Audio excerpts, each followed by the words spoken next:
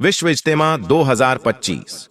मौलाना साद को लेकर बांग्लादेश में विवाद, विरोधियों की यूनुस को चेतावनी, उन्हें भी देश से भागना पड़ रहेगा। बांग्लादेश में तबलीगी जमात के अमीर मौलाना साद के देश में आने को लेकर विवाद बढ़ता जा रहा है। मंगलवार 5 दिसंबर को राजधानी ढाका के सोहरावर्दी उद्यान में आयोजित इस्लामिक कॉन्फ्रेंस में तबलीगी जमात के एक समूह ने चेतावनी दी कि यदि मौलाना साद और उनके शागिर्द को भारत से बांग्लादेश में आने की इजाजत दी जाती है तो यह अंतरिम सरकार के लिए खतरा पैदा कर सकता है।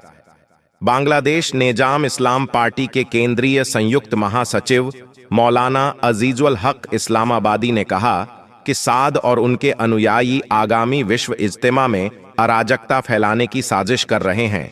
उन्होंने कहा, हम किसी भी हालत में उनकी साजिशों को कामयाब नहीं होने देंगे। हम सरकार से अपील करते हैं कि वे उलमा किराम द्वारा जारी निर्देशों का पालन करें ताकि माहौल बिगड़े नहीं।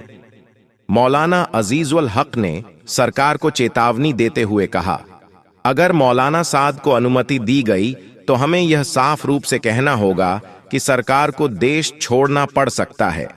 इसके साथ ही मौलाना अब्दुल हामिद पीर मधुपुर ने भी कहा कि यदि सरकार धार्मिक विद्वानों के सुझावों का पालन नहीं करती तो माहौल ज्यादा खतरनाक हो सकता है।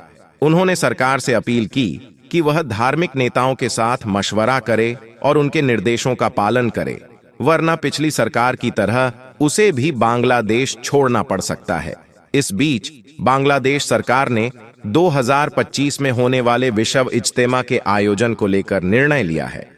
गृह मंत्रालय ने सोमवार को बैठक में घोषणा की है कि यह विशाल इज्तिमा 2 हिस्सों में आयोजित किया जाएगा।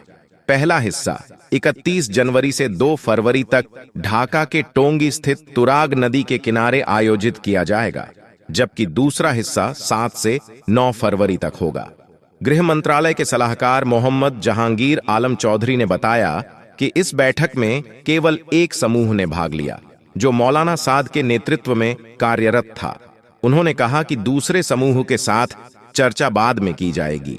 याद हो कि 2019 के बाद से मौलाना साद और मौलाना जुबैरुल हसन के शागिर्द अलग अलग इज्तिमा आयोजित कर रहे हैं, जहां मौलाना जुबैर के शागिर्द आमतौर पर पहले हिस्से का आयोजन करता है, जबकि साद का गुट दूसरे इज्तिमा में हिस्सा लेता है।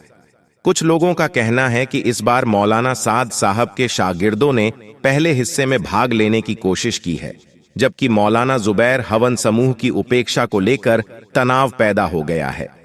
मुफ्ती मुअज़्ज़ बिन नूर, जो साद गुट का प्रतिनिधित्व करते हैं, ने कहा कि उन्हें हमेशा पहले चरण से बाहर रखा गया था, लेकिन इस बार वे इसे सुरक्षित करने का प्रयास करेंगे।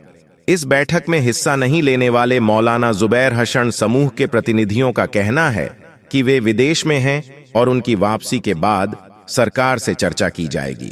फिलहाल बांग्लादेश सरकार की हालत यह है कि सभी धार्मिक नेताओं से मशवरे के बाद ही किसी समूह को इज्तिमा के पहले या दूसरे चरण का आयोजन करने की इजाजत दी जाएगी।